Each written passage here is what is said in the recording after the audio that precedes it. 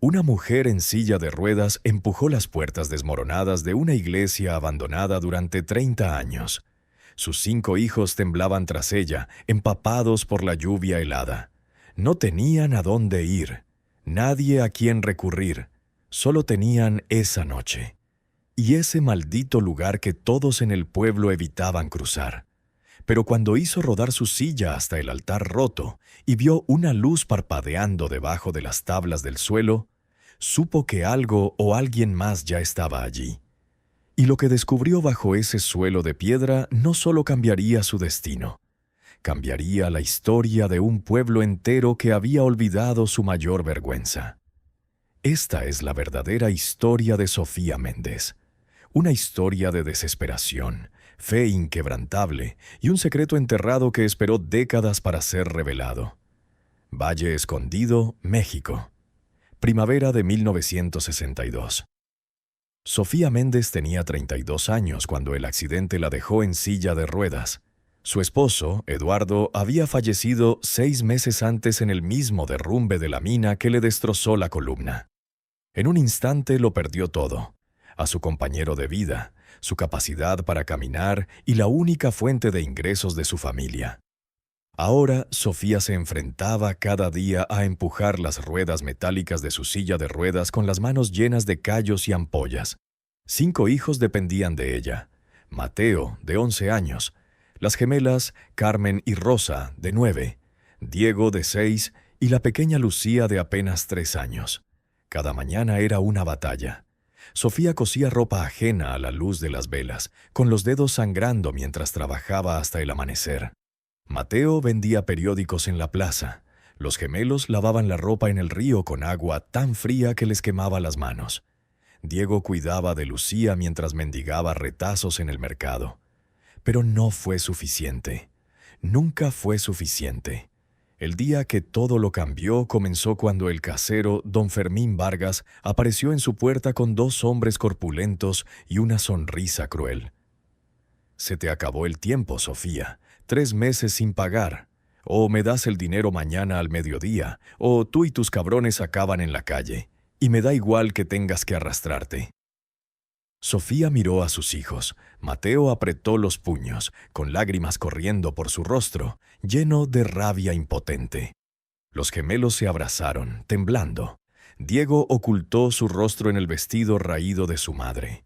Lucía, demasiado pequeña para entender, jugaba con un trozo de cuerda en el suelo.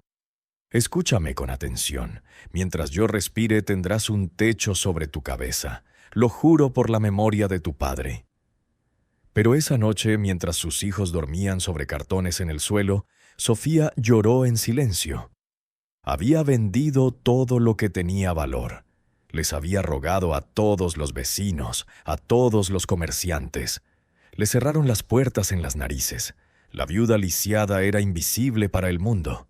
Desesperada, acercó su silla a la ventana y miró hacia las colinas. Allí, recortada contra el cielo nocturno, se alzaba la silueta negra de la iglesia de San Miguel Arcángel, abandonada desde 1932, cuando el padre Domingo desapareció sin dejar rastro, y los feligreses empezaron a oír voces en las paredes. Decían que almas atormentadas vagaban por los pasillos.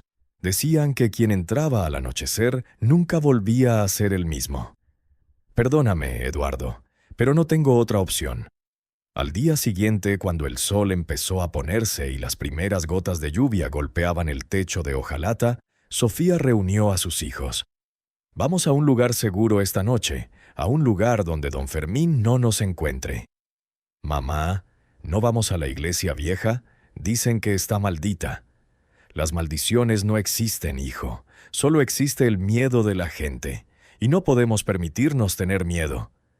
La tormenta desató su furia mientras la familia subía por el sendero empedrado hacia la colina. Sofía empujaba su silla de ruedas con fuerza. Las ruedas resbalaban en el lodo.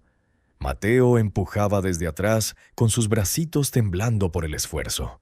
Los gemelos cargaban a Lucía entre ellos, cubriéndola con un chal mojado.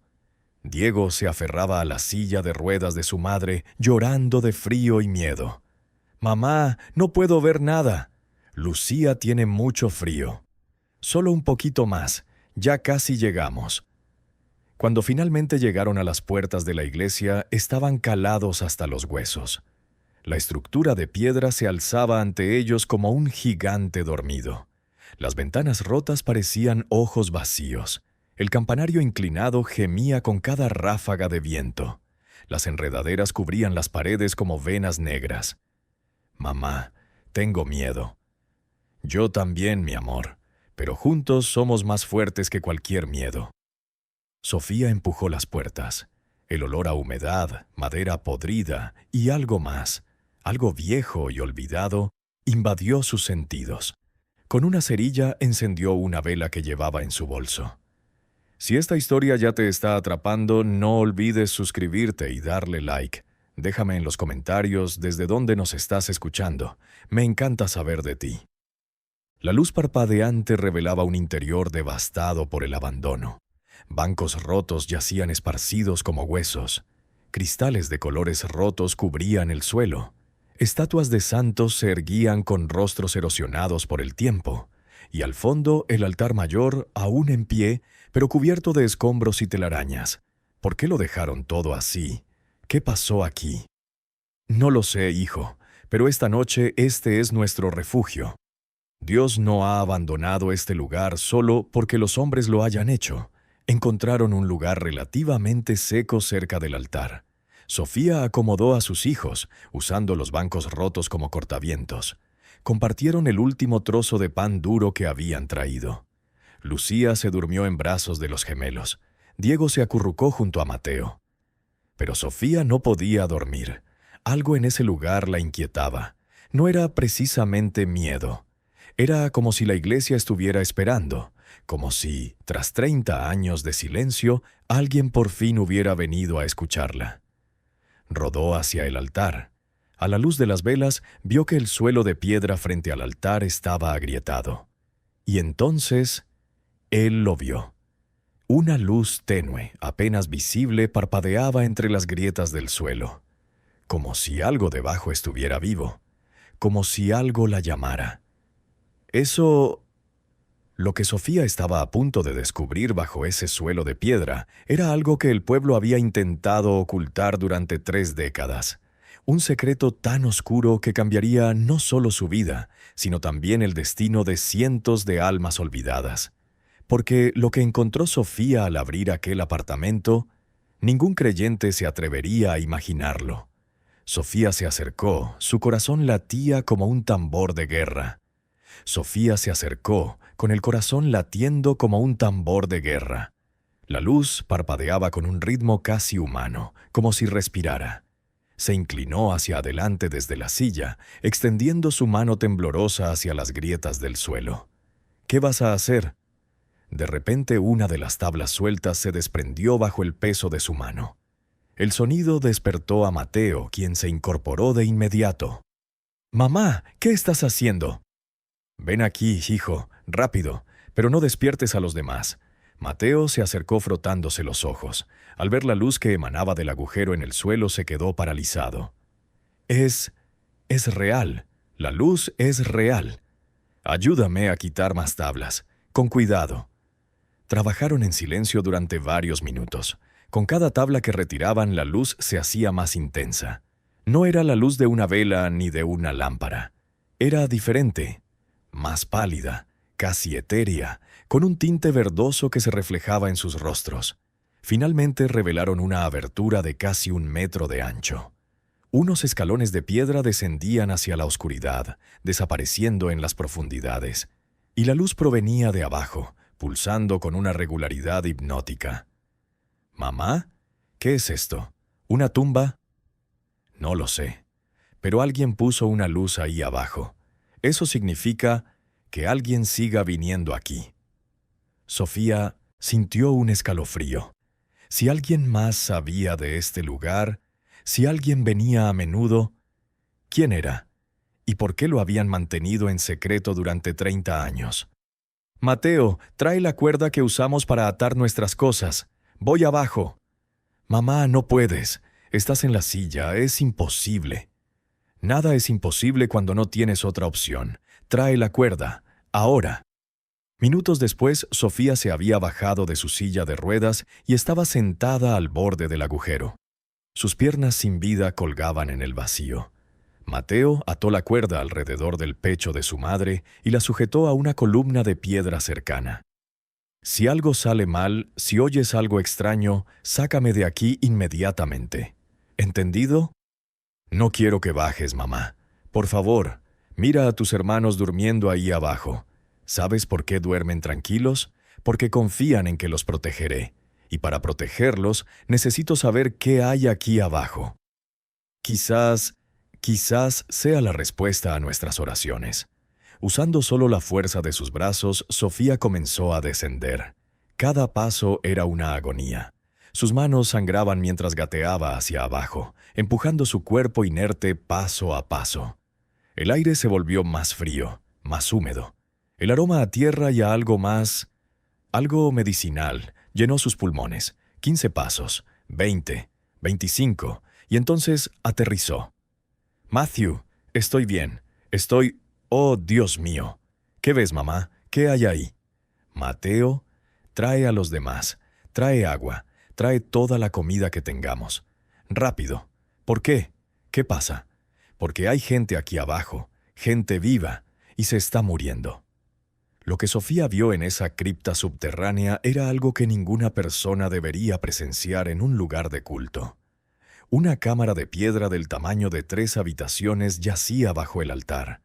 Una luz verdosa emanaba de lámparas de aceite estratégicamente colocadas, alimentadas por un sistema de mechas que parecían diseñadas para arder durante días. Y contra las paredes, en catres improvisados, había gente. 12 en total. Algunos eran ancianos demacrados, con rostros hundidos y ojos vidriosos. Otros eran jóvenes, no mayores que Mateo, con cuerpos esqueléticos cubiertos por mantas raídas. Había una mujer embarazada que gemía en un sueño febril, un hombre con una pierna gangrenada, niños tosiendo sangre en trapos sucios. ¿Quiénes son? ¿Quién los puso aquí? En el centro de la habitación había una mesa de madera. Sobre ella había docenas de frascos de medicinas, vendas y recipientes con agua, y un libro grueso, encuadernado en cuero desgastado. Sofía se arrastró hasta la mesa y abrió el libro con manos temblorosas. Las páginas estaban llenas de elegante caligrafía, fechas, nombres y descripciones médicas. Diario del padre Domingo Salazar. Año 1929. Hoy recibí a mi primer refugiado. La clínica del pueblo lo rechazó por su enfermedad. Dicen que es contagioso, que es peligroso, pero Cristo no rechazó a los leprosos. Yo tampoco lo haré. Sofía pasaba las páginas con creciente frenesí. La verdad se revelaba en cada línea escrita. El padre Domingo no había desaparecido. No había abandonado su iglesia. Durante más de 30 años había ocultado a los marginados del pueblo. Tuberculosos, leprosos, personas con deformidades, víctimas de enfermedades mentales, a quienes sus familias querían olvidar. Hidden Valley era un pueblo próspero, orgulloso de su imagen inmaculada. No había lugar para los impuros, así que las familias le pagaban al padre Domingo para que se encargara de sus actos vergonzosos. Él aceptaba el dinero y lo usaba para mantener con vida a esas almas olvidadas. 1932. Los líderes del pueblo descubrieron mi secreto. El alcalde, don Teodoro Vargas, me dio 2 opciones: irme de la iglesia y callarme, o ir a la cárcel por conspiración contra la salud pública. Decidí quedarme. Me encerraron aquí con mis pacientes, sellaron la entrada. Nos dejaron morir. 1935. Solo quedamos 7. El agua se acabó hace 3 días. La comida hace 1 semana. Escribo esto como testimonio, que Dios perdone a este pueblo por lo que ha hecho, y que algún día alguien encuentre este diario y sepa la verdad. Las manos de Sofía temblaban tanto que casi dejó caer el libro. Las lágrimas corrían por sus mejillas. Murieron aquí. Todos. Los dejaron morir de hambre y sed como animales. Mamá, traje a los gemelos. Diego está cuidando a Lucía. ¿Qué? Mateo se detuvo en seco al ver la escena. Carmen y Rosa, justo detrás de él, ahogaron gritos de horror. ¡Cielos! ¿Están muertos? No, están vivos. Apenas, pero vivos. Y vamos a salvarlos. ¿Qué? ¿Quiénes son? Sofía señaló un rincón de la habitación. Allí, oculta entre las sombras, había una puerta metálica. Y junto a ella pilas de cajas con provisiones, medicinas, comida enlatada, agua embotellada. Alguien más conoce este lugar. Alguien ha estado viniendo aquí, trayendo suministros, manteniendo a esta gente con vida. Una voz áspera y cansada surgió de la oscuridad. Ese alguien soy yo. De la oscuridad emergió un anciano, encorvado por la edad, pero con ojos brillantes y decididos. Debía de tener más de 80 años. Su ropa estaba remendada 1000 veces. Sus manos nudosas y artríticas sostenían una lámpara de aceite. No tengas miedo. Me llamo Tomás, Tomás Salazar. ¿Salazar? ¿Como el padre Domingo? Él era mi hermano. Tomás se sentó pesadamente en un banco de piedra, como si llevar ese secreto durante décadas hubiera agotado hasta la última gota de su fuerza. Encontré este lugar 3 años después de que cerraran la entrada. Para entonces, todos habían muerto. Mi hermano, los enfermos, todos. Durante 20 años esta fue su tumba. Venía cada semana a rezar por sus almas. Pero, ¿qué les pasa a estas personas? ¿De dónde salieron? Hace 10 años una mujer llegó a mi puerta de madrugada. Estaba desesperada. Su hija tenía lepra. La clínica la había rechazado. El pueblo quería expulsarlos. Me rogó que la ayudara. Y entonces recordé este lugar. Recordé lo que mi hermano intentó hacer. Tomás dedicó los últimos 10 años de su vida a continuar la labor de su hermano. Con su pensión y los ahorros de toda la vida, compró medicinas en pueblos lejanos. Trajo comida, agua y mantas. Curó a quienes pudo. Consoló a los desamparados. Nadie sabe que están aquí. Sus familias creen que están muertos o desaparecidos. Es más fácil olvidar que afrontar la vergüenza. ¡Qué horror! ¿Cómo pudieron hacer eso? El miedo hace que la gente olvide su humanidad, niña. Hidden Valley tiene una reputación que proteger. Los enfermos, los deformes, los impuros, no existen en la historia oficial de este pueblo. ¿Y el alcalde, señor Teodoro Vargas, sabe de esto? Murió hace 20 años. Pero su hijo, don Fermín Vargas, sabe la verdad. Su padre le confesó todo en su lecho de muerte, y ha guardado el secreto, porque revelarlo arruinaría el nombre Vargas para siempre. Sofía sintió como si le hubieran dado un puñetazo en el pecho. Don Fermín Vargas, el mismo hombre que amenazó con echarla a la calle, el mismo hombre que escupía a los pobres y a los débiles. Ese hombre sabía que bajo esta iglesia había seres humanos sufriendo. Y no hizo nada. ¿Cuánto tiempo más podrá sobrevivir esta gente aquí abajo? Estoy enfermo. Tengo cáncer. Los médicos me dan 3 meses, quizá menos. Cuando muera, morirán conmigo. No hay nadie más. Esto no puede ser. Alguien tiene que ayudar. Intenté hablar con el nuevo sacerdote del pueblo. Me cerró la puerta en las narices. Intenté ir a la clínica. Me amenazaron con arrestarme. Este pueblo no quiere salvación. Quiere silencio. Entonces les daremos todo menos silencio. Todos se giraron para mirarla. Había algo diferente en su voz, una determinación férrea que sus hijos jamás habían escuchado. Tomás, ¿cuánto dinero necesitas al mes para mantener a esta gente? Entre medicinas, comida, agua, unos 300 pesos. Pero nos quedaremos aquí, en la iglesia, y los cuidaremos. ¿Madre? No tenemos a dónde ir. Don Fermín nos echará mañana de todas formas. Pero aquí tenemos un propósito. Esta gente necesita ayuda. Y nosotros necesitamos un hogar. Dios nos trajo aquí por una razón. Señora, usted misma está en silla de ruedas. Su familia vive en la pobreza. No me digas lo que no puedo hacer. La vida me lo ha dicho incontables veces. Y siempre me he equivocado. Pero no lo haremos en silencio. No nos esconderemos como ratas. Esto termina ya. Hidden Valley enfrentará su vergüenza. Durante las siguientes 2 semanas, la iglesia de San Miguel Arcángel comenzó a transformarse. Sofía organizó a su familia como un ejército. Mateo limpió las bancas y reparó las ventanas rotas. Los gemelos lavaron las mantas de los enfermos en el río cercano y las colgaron a Cineats y secar en el campanario. Diego, a pesar de su corta edad, aprendió a cambiar vendajes bajo la supervisión de Tomás. Sofía se deslizaba entre las salas subterráneas, hablando con cada paciente, aprendiendo sus nombres, sus historias. Estaba María, de 62 años, leprosa desde los 30. Estaba Javier, un joven de 17 años con parálisis cerebral que había sido abandonado por su familia al nacer. Estaba Rosa, la mujer embarazada, huyendo de un marido que quería matar a su bebé porque nacería con malformaciones.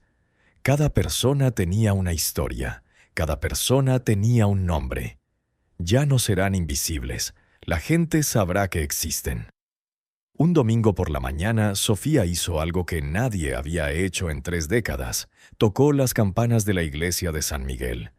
El sonido resonó por todo el valle oculto. La gente salió de sus casas, sorprendida, asustada. La iglesia maldita, después de 30 años, lentamente los espectadores comenzaron a subir la colina. Primero unos pocos, luego decenas. Finalmente, casi un centenar de personas se reunieron frente a las puertas de la iglesia. Y allí, en su silla de ruedas, en la entrada, estaba Sofía Méndez. «Buenos días, vecinos de Valle Escondido. Me llamo Sofía Méndez. Tengo algo que mostrarles. Esa iglesia está maldita. No deberías estar ahí. Es la viuda loca, la que no tenía dónde vivir. Tienes razón, no tenía dónde vivir. Don Fermín Vargas nos echó a mí y a mis 5 hijos a la calle. Así que vine aquí y descubrí por qué esta iglesia estaba abandonada». Sofía dio una señal. Mateo y los gemelos empezaron a sacar a los enfermos. Uno a uno, bajo la luz del sol por primera vez en años, aparecieron los olvidados de Hidden Valley. El silencio que cayó sobre la multitud fue absoluto. Estas son las personas que elegiste olvidar. Tus hermanos, tus primos, tus vecinos, los escondiste aquí como animales. Y cuando el padre Domingo intentó ayudarte, lo encerraste con ellos y lo dejaste morir. Dios mío, ¿es cierto? Durante 30 años, un anciano llamado Tomás Salazar los ha mantenido vivos en secreto. Pero se está muriendo. Y cuando muera, esta gente también morirá, a menos que decidas recordar tu humanidad. De repente, la multitud se dispersó. Un coche negro se detuvo frente a la iglesia. Don Fermín Vargas se bajó con el rostro rojo de furia. «Basta. Esta mujer miente. Está difamando el buen nombre de este pueblo». «No miento, don Fermín, y usted lo sabe mejor que nadie. Su padre se lo confesó todo antes de morir, ¿no?» «Cuidado con lo que dices, lisiado. Puedo hacer que te arresten por allanamiento». «Adelante, arréstenme. Pero primero explíquenles a todos por qué su padre selló esta iglesia con el padre Domingo dentro. Explíquenles por qué, durante 3 décadas, este pueblo ha enterrado su vergüenza». Un joven con una cámara se abrió paso entre la multitud. Era reportero del periódico regional. «Don Fermín, ¿es cierto que su padre escondía a los enfermos en esta iglesia?» «Esos son rumores infundados. Tengo el diario del padre Domingo. Cada palabra está documentada, cada nombre, cada fecha, incluso el día en que su padre lo encerró aquí para morir». Sofía acababa de declararle la guerra al hombre más poderoso del mundo. Un pueblo, una viuda en silla de ruedas contra un alcalde corrupto, una madre desesperada contra décadas de secretos enterrados. ¿Crees que puede ganar? ¿Crees que Hidden Valley finalmente confrontará su oscuro pasado? Si esta historia te tiene en vilo, suscríbete y activa las notificaciones para no perderte ninguna. Tu apoyo es fundamental para mí. El reportero ajustó su cámara y la apuntó hacia don Fermín. El reportero ajustó su cámara y señaló a don Fermín con renovada determinación. Don Fermín, si esta mujer tiene pruebas documentadas, el periódico tiene la obligación de investigar. ¿Podemos examinar ese diario? Esto es un circo, una campaña de desprestigio orquestada por una mujer resentida. ¿Resentido? Me echaste a la calle con 5 hijos, me llamaste parásito, me escupiste, y ahora descubro que tu familia lleva décadas encubriendo un crimen de lesa humanidad. Sí, don Fermín, estoy resentido. Pero también digo la verdad. La multitud empezó a reaccionar. Algunos con horror, otros con vergüenza, y algunos con gratitud. Mi hermano Julio desapareció hace 40 años. Tenía lepra. Mi padre dijo que lo mandó a un sanatorio en la capital, pero cojeó hacia los enfermos. Y allí, sentado en un banco, había un anciano con el rostro desfigurado, pero ojos brillantes. ¡Julio! ¡My God! ¡Julio! Ese fue el punto de quiebre. Como si una presa se rompiera, las emociones inundaron a la multitud. Más gente empezó a acercarse, reconociendo rostros que habían intentado olvidar durante décadas. Si esta historia te tiene al borde del asiento, asegúrate de suscribirte y activar las notificaciones para no perderte ninguna historia como esta. Tu apoyo significa todo para mí. Un hombre de mediana edad se acercó a Javier, el joven con parálisis cerebral. Dijeron que moriste al nacer. Mamá lloró durante años. Te abandoné en un orfanato. Solo tenía 15 años. No sabía qué hacer. Hermano. Pero no todos reaccionaron con remordimiento. Don Fermín, al ver que perdía el control, hizo una señal. 2 policías del pueblo se acercaron. Oficiales, arresten a esta mujer por allanamiento, difamación y alteración del orden público. Don Fermín, hay mucha gente aquí, y si lo que dice es cierto, es una orden, arréstenla ahora. La policía avanzó hacia Sofía. Mateo se interpuso de inmediato frente a ellos, extendiendo los brazos. «¡No tocarás a mi madre!». Los gemelos se le unieron. Luego Diego. Entonces, para sorpresa de todos, Tomás Salazar se paró frente a la silla de Sofía. «Si la arrestan, me arrestan a mí. Soy quien guardó este secreto. Soy quien cuidó a estos enfermos. Si hay un criminal aquí, soy yo. Y seré testigo de todo, de cada arresto, de cada palabra. Esto saldrá en primera plana mañana». Don Fermín miró a su alrededor. La multitud lo observaba con una mezcla de desprecio y decepción. El reportero tenía su cámara lista. Los enfermos, por primera vez en décadas, estaban a la luz del sol, testigos vivos de la vergüenza del pueblo. Había perdido. Esto no ha terminado. Se subió a su coche y salió a toda velocidad, dejando un rastro de polvo a su paso. Lo que ocurrió en las semanas siguientes fue nada menos que un milagro. El artículo del reportero se publicó en el periódico regional. Luego fue retomado por la prensa nacional. «El pueblo que olvidó su humanidad» fue el titular.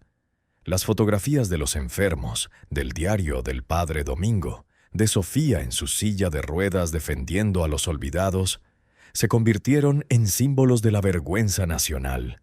Valle Escondido enfrenta el mayor escándalo de su historia. Las autoridades estatales han iniciado una investigación sobre un encubrimiento que duró más de 30 años. Don Fermín Vargas fue destituido de su cargo de alcalde.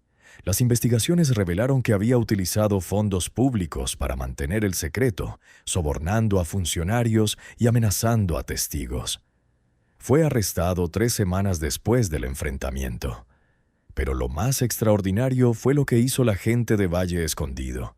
Las familias que habían abandonado a sus seres queridos regresaron, algunas arrepentidas, otras simplemente buscando redención. Llevaron medicinas, alimentos y mantas. La clínica del pueblo, bajo nueva administración, abrió sus puertas a los enfermos por primera vez. Yesora Méndez, hemos examinado a todos los pacientes. Muchos de ellos pueden ser tratados. Con la medicación adecuada, algunos podrán llevar una vida prácticamente normal. De hecho, María, la mujer con lepra. La enfermedad ya no es contagiosa. Con tratamiento sus síntomas mejorarán. Javier puede beneficiarse de la fisioterapia. Rosa, la embarazada, puede dar a luz sin problemas en el hospital. Pero Sofía no se detuvo ahí. Con la ayuda del reportero y las organizaciones benéficas que conocieron la historia, lanzó una campaña para restaurar por completo la iglesia de San Miguel Arcángel. Llegaron voluntarios de todo el estado. Los carpinteros repararon los bancos, los vidrieros restauraron los vitrales, los pintores revitalizaron las paredes, y bajo el altar, la cripta se transformó en un monumento conmemorativo. Este lugar jamás será olvidado. Será un recordatorio de lo que sucede cuando preferimos la comodidad a la compasión. Y será un santuario para quienes la sociedad intenta invisibilizar. 3 meses después de aquel fatídico domingo, la iglesia de San Miguel reabrió oficialmente sus puertas. 1000 personas asistieron a la ceremonia, pero esta vez no había enfermos escondidos en las sombras. Estaban en las primeras filas. María, la mujer con lepra, tomó la mano de su hermana que la había encontrado. Javier, el joven con parálisis cerebral, se sentó junto a su hermano que lo había abandonado 40 años atrás. Rosa sostenía a su bebé recién nacida, una hermosa niña con síndrome de Down, mientras su esposo, que había cambiado por completo, la abrazaba con lágrimas en los ojos. Y sobre el altar, ahora restaurado, había una placa de bronce que decía: «En memoria del padre Domingo Salazar y de todos aquellos que sufrieron en silencio. Que este lugar sea un recordatorio eterno. Ninguna vida es olvidable. Ninguna alma es desechable. Todos somos dignos de amor». Pero la historia de Sofía no terminó con la restauración de la iglesia. Aún quedaban asuntos pendientes. Una tarde lluviosa, 6 meses después de los hechos, Sofía acudió en silla de ruedas a la cárcel distrital. Había solicitado una visita con don Fermín Vargas. La llevaron a una pequeña sala de visitas gris. Minutos después, don Fermín entró esposado y con uniforme de prisión. Ya no era el hombre poderoso y arrogante de antaño.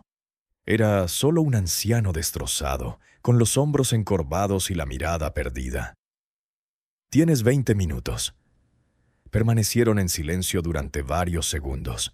Finalmente Sofía habló. «No he venido aquí a alegrarme de su caída, don Fermín». «Entonces, ¿por qué viniste? ¿A darme una lección moral?» Llegué a comprender cómo un hombre puede saber que la gente sufre y optar por no hacer nada. ¿Crees que no me torturó? ¿Crees que dormí tranquilo sabiendo lo que hizo mi padre? Entonces, ¿por qué no hizo nada? Porque tenía miedo. Miedo de que el apellido Vargas quedara arruinado. Miedo de perder todo lo que mi familia había ganado durante generaciones.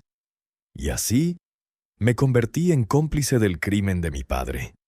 Las lágrimas corrían por el rostro del anciano. Quizás eran las primeras lágrimas sinceras que derramaba en décadas. Tú hiciste lo que yo no tuve el valor de hacer. Una mujer en silla de ruedas, sin dinero, sin poder, y tuviste más fuerza que la que yo tuve en toda mi vida.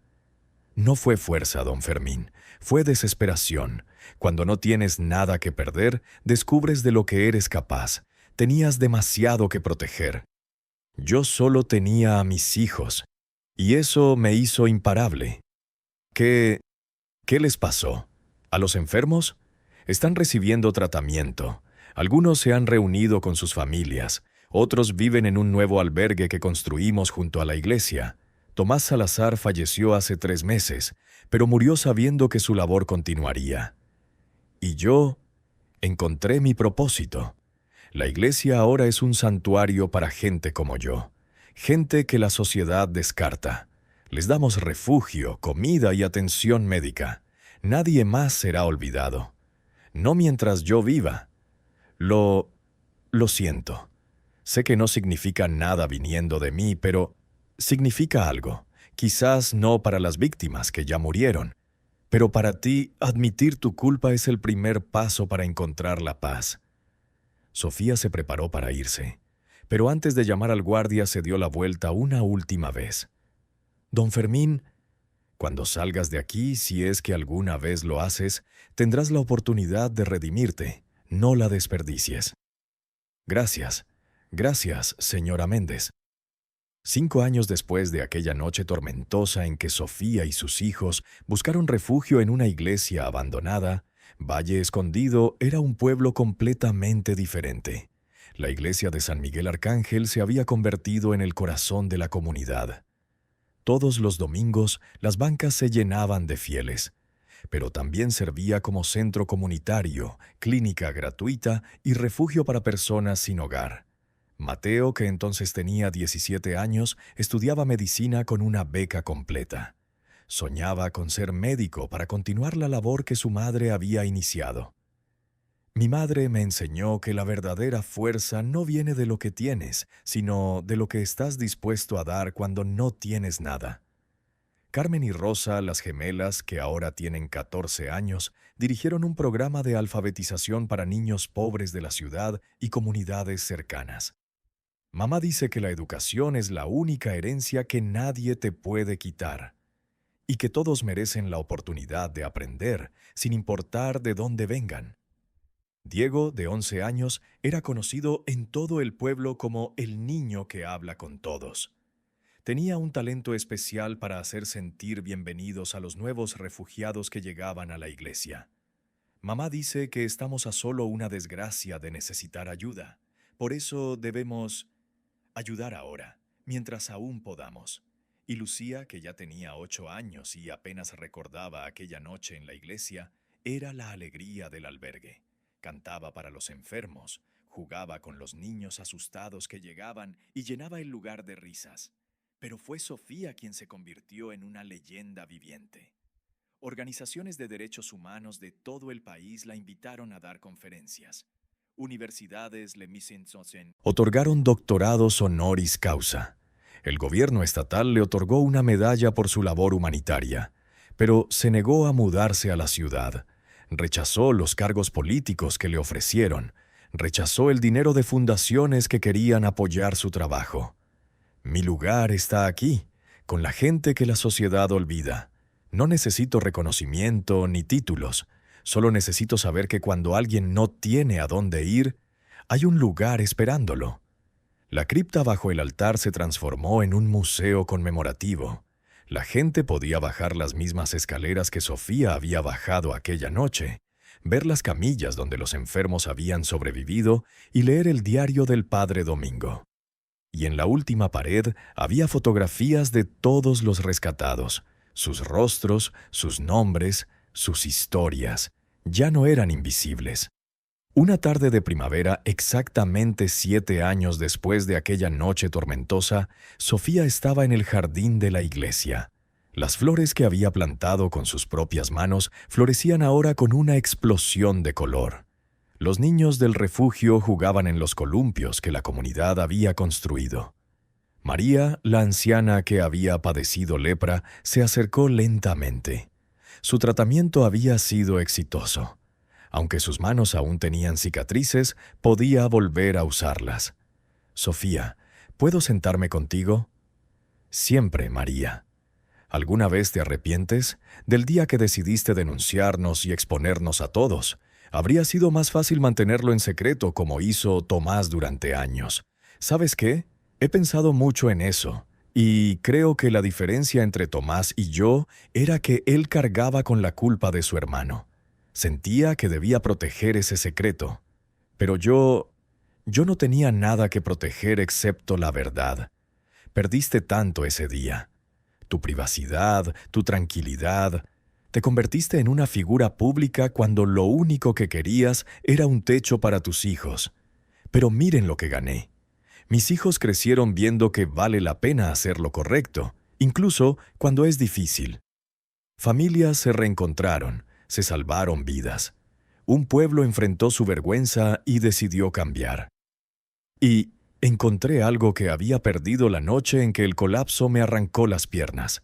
Encontré un propósito. Descubrí que mi vida aún importaba. María tomó la mano de Sofía. Ambas mujeres tenían lágrimas en los ojos. Nos devolviste nuestra humanidad, Sofía, a todos, a los enfermos que nadie quería ver y a los que habían olvidado amar. Esa noche, durante la misa vespertina, el nuevo sacerdote de la iglesia, un joven que había leído la historia de Sofía y había decidido dedicar su vida al servicio, invitó a Sofía a compartir unas palabras. Llevó su silla al altar, el mismo altar donde 7 años antes había visto una luz misteriosa parpadear bajo el suelo. El mismo altar donde había descubierto un secreto que cambiaría tantas vidas. Hace 7 años, llegué a esta iglesia en la peor noche de mi vida. No tenía casa, no tenía dinero, no tenía esperanza. Solo tenía a mis 5 hijos y una fe del tamaño de un grano de mostaza. Y descubrí que a veces eso es todo lo que necesitas, una semilla de mostaza de fe, porque cuando plantas esa semilla en tierra fértil, cuando la riegas con acción y la alimentas con valentía, puede crecer y convertirse en algo que albergue a muchos. Esta iglesia me enseñó algo. Dios no nos abandona en lugares desolados.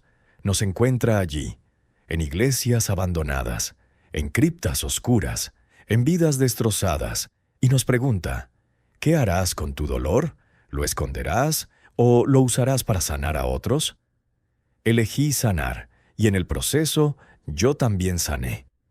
La congregación se puso de pie. Los aplausos comenzaron lentamente, y luego se convirtieron en una ovación de pie que hizo temblar las paredes de la vieja iglesia.